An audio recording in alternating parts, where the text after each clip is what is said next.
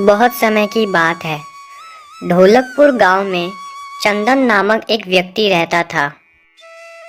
वह बहुत गरीब था। उसके पास खाने के भी पैसे नहीं थे। वह दिन भर इधर उधर भटकता रहता था अपनी काम की तलाश में, पर उसे कोई काम देने वाला नहीं था।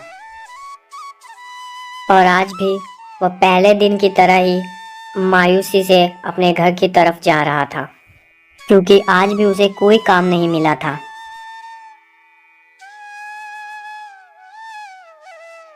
सुनिए जी, मंदिर में अब खाना मिलना बंद हो जाएगा।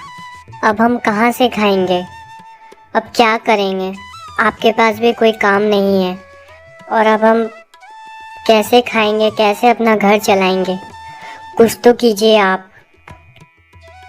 ऐसे कैसे बंद कर दिया उन्होंने मंदिर में खाना देना? ये उन्होंने ठीक नहीं किया। पर अब मैं भी ढूंढ रहा हूँ काम, पर अब मुझे नहीं मिल रहा है, तो अब मैं क्या करूँ? मैं हार नहीं मानूंगा, और तुम चिंता मत करना, कोई ना कोई काम हमें ज़रूर मिलेगा। अब मंदिर में भी खाना मिलना बंद हो चुका था। चंदन के जीवन में मानो दुख ही दुख भरे हुए हो।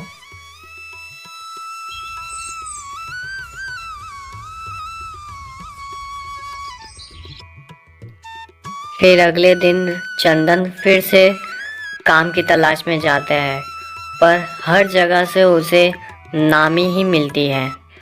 पता नहीं अब कब उसे कोई काम मिलेगा। भाई साहब, आप मुझे थोड़े से केले दे सकते हैं? मैं और मेरी बीवी बहुत भूखे हैं।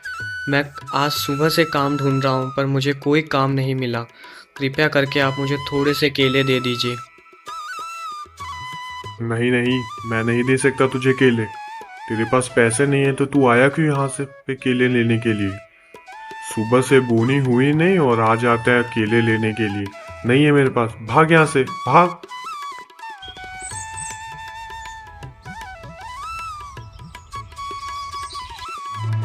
अगली सुबह वह उसी केले के दुकान पर जाता है और केला चोरी करके भाग रहा था वहां से। उसके पास कोई चारा भी नहीं था चोरी करने के अलावा।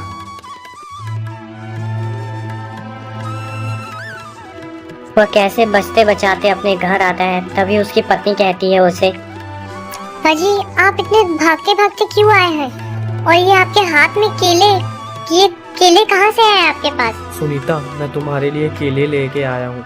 मैं अब क्या करता? मेरे पास चोरी करने के अलावा और कुछ भी नहीं था, ना मुझे काम मिल रहा है, इसलिए मैंने चोरी कर ली और तुम्हारे लिए केले लेकर आई। सुनीता भी चंदू को कुछ नहीं बोलती, क्योंकि वह भी जानती थी कि उसके पास कोई चारा भी नहीं था चोरी के अलावा, इसलिए वह उसे कुछ भी नहीं कहती। ऐसे कर कर वह कई लोगों के दुकान में खाने की चीजें चोरी कर कर भाग जाता, और वह कुछ भी नहीं कर पाते।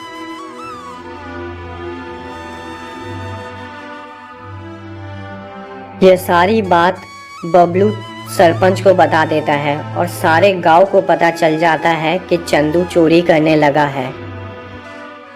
अगले दिन सरपंच ने कहा कि चंदू, मैंने सुना है कि तुम गांव में चोरी कर रहे हो। क्या ये बात सच है? ये तुम अच्छा नहीं कर रहे हो। गांव में चोरी करना ये अच्छी बात नहीं है।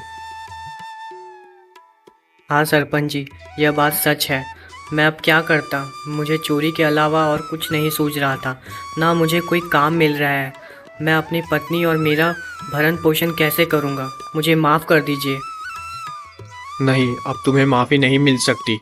सारे गांव वालों को कहना है कि अब तुम इस गांव को छोड़कर चले जाओ, और तुम्हारा भी यही ठीक होगा कि तुम इस गांव को छोड़कर चले जाओ।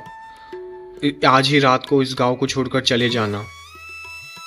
फिर चंदू और सुनीता ढोलकपुर गांव को छोड़कर चले जाते हैं।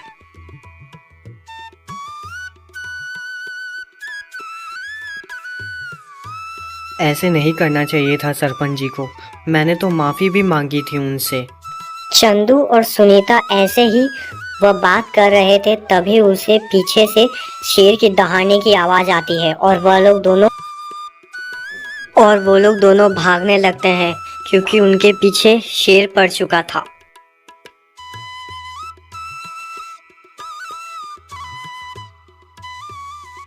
सुनीता, यहाँ पर तो पानी है, अब हम लोग क्या करें?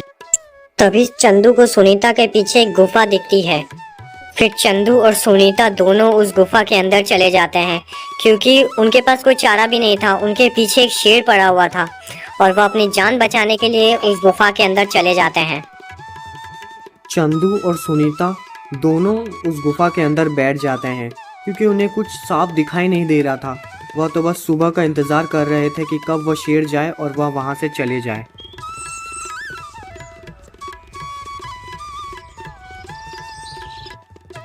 अगले दिन वह उस गुफा से निकलते हैं तो चंदू देखता है कि वह जंगल कल जैसा नहीं था, वह उसमें बहुत बदलाव आ गए थे।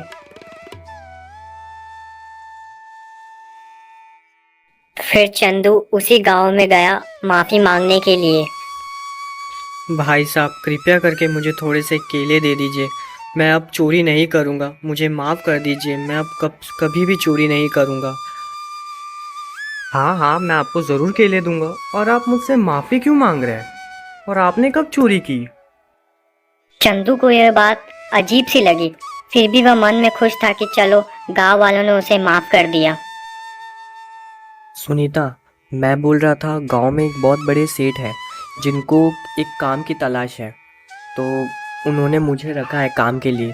तो मैं आज उनके यहाँ पर काम करने के लिए जाऊँगा। और वैसे भी गांव वालों ने तो मुझे माफ़ कर ही दिया है, तो आज मैं वहाँ पर काम करने के लिए जाऊँगा।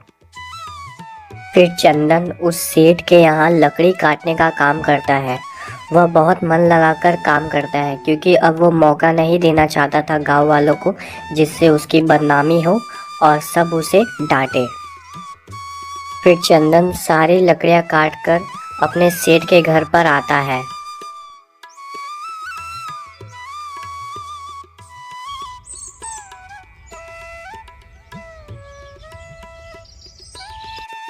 सुनीता, मैं जा रहा हूँ जंगल में लकड़ियाँ काटने, क्योंकि सेठ के यहाँ पर मुझे बहुत सारी लकड़ियाँ काट कर लानी है और आते समय मुझे रात हो जाएगी। तो अपना ध्यान रखना और सुरक्षित रहना। नहीं जी, मैं भी आपके साथ चलूंगी। मैं भी आपके साथ हाथ बटाऊंगी लकड़ियाँ काटने में।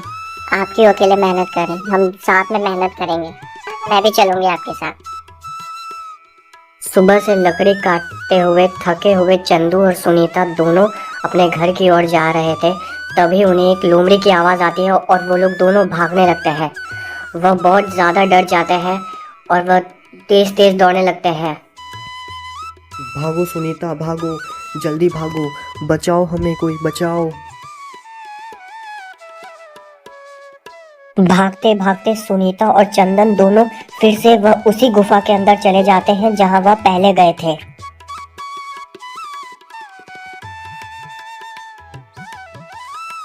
अगली सुबह वह गुफा के अंदर से निकलते हैं, क्योंकि वह बहुत डर चुके थे जो उनके साथ रात को हुआ। इसलिए वह जल्दी जल्दी गांव की तरफ बढ़ते हैं।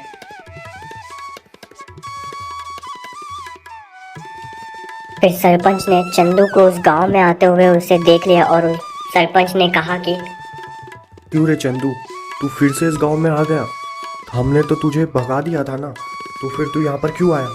चला जा यहाँ से। चंदू को यह बात बहुत अजीब लगती है, वो बहुत परेशान हो जाता है। चंदू और सुनीता दोनों परेशान होकर रमनी बाबा के पास जाते हैं और कहते हैं, बाबा, ये क्या हो रहा है हमारे साथ? हमें कुछ भी समझ में नहीं आ रहा है। जब भी हम उस गुफा के अंदर जाते हैं, ये गांव, ये जंगल अजीब अजीब सा लगता है। हमें कोई मार्गदर्शन दीजिए।